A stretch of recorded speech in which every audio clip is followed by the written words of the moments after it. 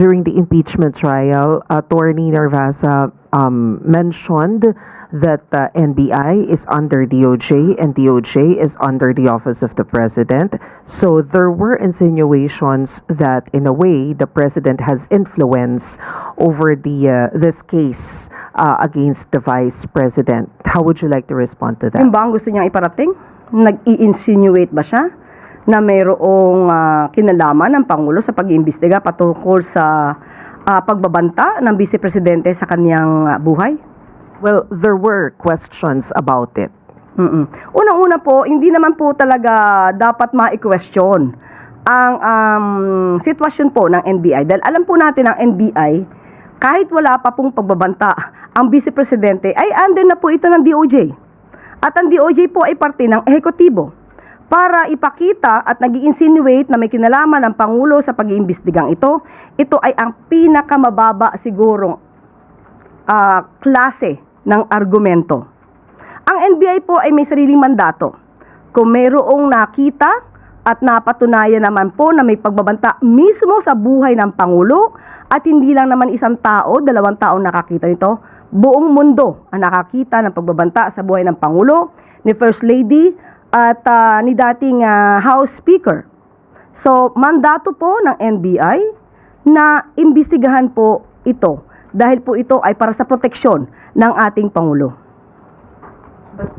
When the President learned the statement of the Vice President back then, what was his instructions to NBI, if there was any?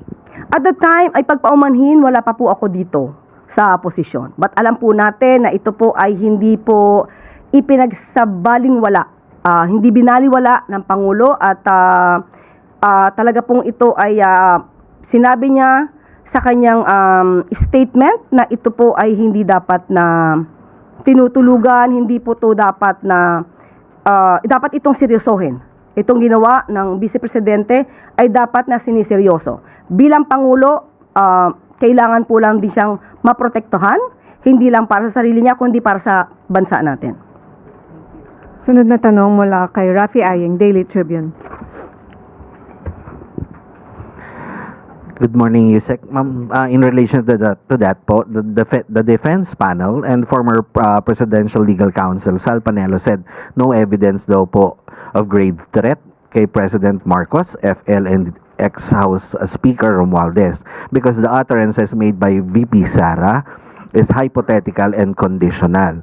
So how does the palace react to this? Even the President himself last year considered it before as a mere threat.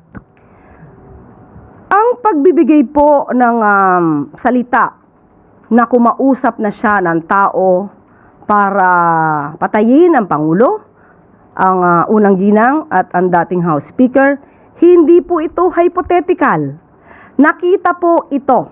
Hindi po ito gawa-gawang isip, hindi po ito pantasya. Sinabi po ito at mismong si Vice Presidente ay hindi pinapasinungalingan ang kanyang mga sinabi, ang kanyang pagbabanta sa buhay ng Pangulo. So wala tayong pag-uusapan tungkol sa hypothetical. Hindi po yan hypothetical. Dahil mismo si Vice Presidente ang nagsabing, no joke, no joke. At patungkol po sa conditional, alam naman po natin, lalong-lalo na ang mga abogado, nandiyan po nakasaad sa revised penal code, pati po ang sa kaso ng Kaluwag versus People. Akin na rin pong babasahin. Kaluwag versus People ruled that in grave threats, the wrong threatened which amounts to a crime may or may not be accompanied by a condition. Hence, under Article 282, there are two forms of committing grave threats. First, when the implication of the threat upon the person, honor, or property or the family of a person is coupled with condition. And second, when the alleged threatening act or remark is not subject to a condition. So, ang grave threats ay pwedeng conditional or hindi may kasamang kondisyon. At sa cross-examination kahapon, nakita at naisiwalat din ang maraming bagay. Unang-una, ipinakita po rito ang video ni Atty. Zoleika Lopez. at gina-justify ng mga abogado ni VP Sara na ang reaksyon ni Vice Presidente ay patungkol sa di umanong oppression ng House of Representatives kay Atty. Zuleika Lopez na kanyang Chief of Staff. You cannot and you will not justify something if you did not commit any act.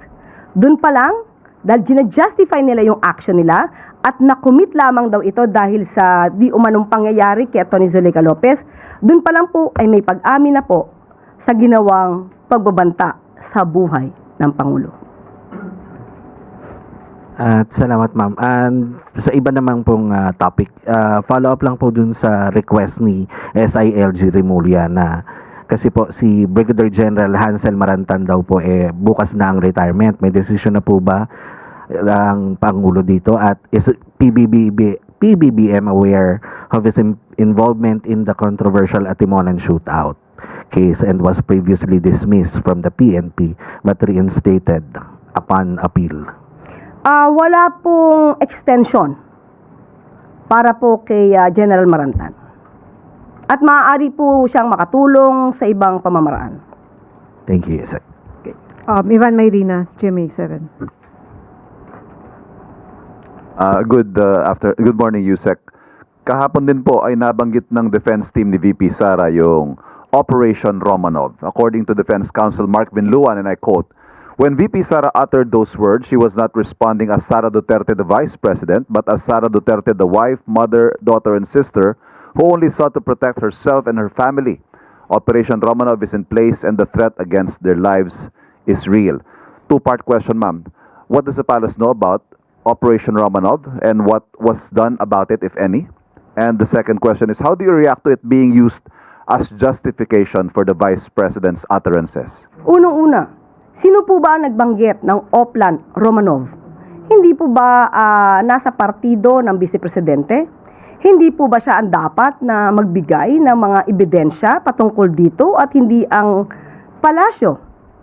Siya po ang magbigay ng mga detalye para po magkaroon ng tamang pag-iimbestiga. Binigyan siya ng pagkakataon, sinulatan siya ng NBI para malaman ang mga sinasabing death threats sa kanya at sa kanyang pamilya. Pero hindi siya tumugon. Hindi po kasalanan ni Numan kung hindi magkakaroon ng anumang tinatawag nating existence, yung sinasabing Oplan Romanov, dahil mismo ang Vice Presidente na nagsabi nito ay hindi ito napapatunayan. So, anong gagawin po ng ehekutibo kung wala namang maiimbestigahan dahil walang anumang detalyeng ibinibigay ang nag-aakusa patungkol sa Oplan Romanov?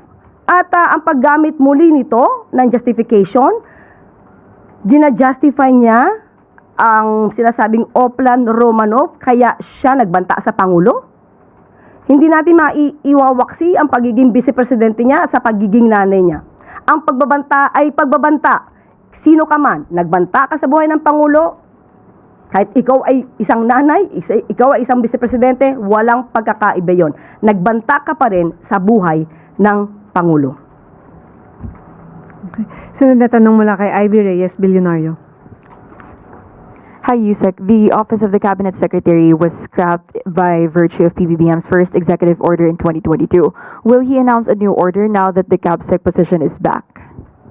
What do you mean? Executive order? Yes po. Okay, iba po kasi ang posisyon na ibinigay ng Pangulo kay CabSec Benhur Abalos. At ito po ang aking masasabi. CabSec Benhur's appointment is the President's way of redefining the CabSec position, pursuant to his authority to reorganize the executive branch, particularly the Office of the President, and second, plenary power to appoint. The President has the plenary power to appoint. Okay, and instead of a CabSec focus on managing the President's cabinet meetings, ang utos ni Presidente kay CabSec Benhur ay siguruduhing nararamdaman at napapakinabangan ng bawat Pilipino ang mga serbisyo ng gobyerno. And as CabSec, President Marcos Jr. also directed him to go around the country to represent him and call on the cabinet members to help address the concerns of the public. All these tasks are embodied in CABSEC Benhar's terms of references attached to his appointment. And so different po ito sa position ni Sec Lagdameo as Special Assistant to the President. Yes, iba po ito. Mhm. And ma'am, last question, sorry. Was Sec Abalos considered for any other positions? Wala po. Ito po ang ibinigay sa kanya dahil makikita niyo naman po na ang tiwala ng Pangulo kay CABSEC Benhar Abalos ay buong buo. At kaya itong function na ito ang ibinigay sa kanya para mas mapalawak pa ng Pangulo ang pagsisilbi at makakaikot si CABSEC Benhar Abalos sa bawat rehiyon para mas maramdaman nga ng bawat kababayan natin ang tulong ng gobyerno. Follow-up question mula kay Christian Yusores, DZMM. Hi, Yusek. Just a point lang po dun sa nabanggit ninyo kay CABSEC Abalos. Tama po ba you mentioned that the President saw the need to reorganize the Office of the President? Ano po ba ang observation ng Pangulo po sa trabaho ng kanyang mga cabinet? Why does he need to appoint the Cabinet Secretary to focus on managing the Cabinet Secretaries? Mas bibigyan po kasi ng focus, lalo na ngayon, ang pagbibigay ng tulong para mas maabot natin ang mga kababayan natin. Ang mga cabinet secretaries po natin ay may kanya-kanyang trabaho. Ang Pangulo po ay halos araw-araw ay umiikot sa lahat ng sulok ng Pilipinas.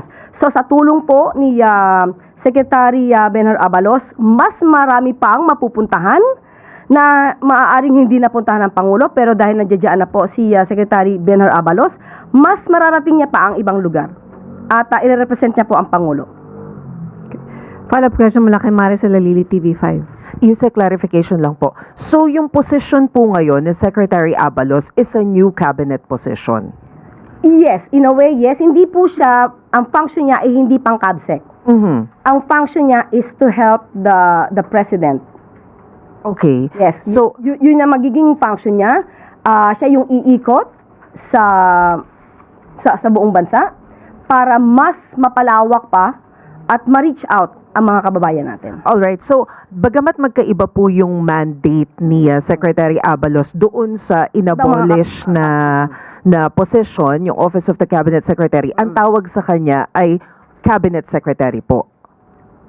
Cabinet Secretary. CABSEC pa rin. Alright, so in effect, kailangan po bang mag-issue ng panibagong executive order ni Presidente to create this new position? According sa Office of the Executive Secretary, hindi kailangan ng executive order dahil po ang ginawa lamang po ng Pangulo ay in-exercise niya ang kanyang plenary power to appoint. Okay. Sunod na tanong mula kay Alvin Baltasar, Radyo Pilipinas.